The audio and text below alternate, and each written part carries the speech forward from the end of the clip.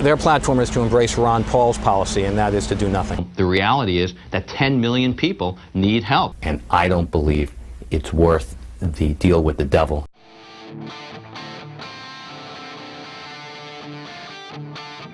If you were a dictator for a day, what would you do to try to solve the crisis? That's a wonderful question. If I was a benevolent dictator, I would want to make sure that the judges, in fact, throughout this country would apply the law equally. We've seen it all here.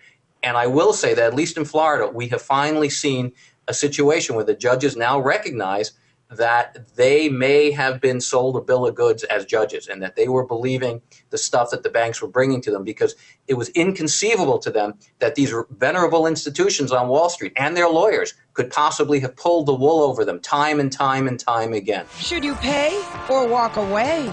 It's estimated that half the homeowners in South Florida owe more on their mortgage than their house is worth. We have lawyers, we have doctors, we have engineers, people who have done everything right, and their American dream has become the American nightmare. Government officials from several states are hoping to get a deal done to provide some foreclosure relief for their citizens. Critics say that's not enough. It is a drop in the bucket, and I don't believe it's worth the deal with the devil to give up our rights to bring the proper actions against the banks.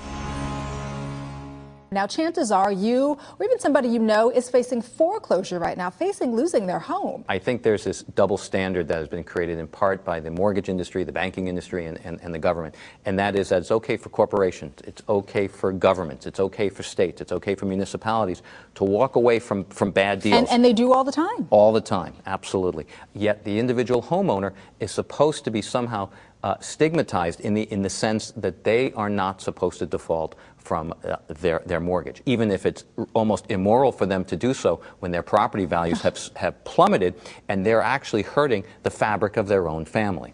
Oppenheim zastupa na stotine klijenata koji se sa stambenim kreditima. There's going to be a price paid, and there's going to be some medicine in terms of trying to get yourself out from this underwater mess. If you do a short sale, or if you do a deed in lieu of foreclosure, in 24 months, the U.S. government says that they are prepared to lend money to you again and guarantee that loan.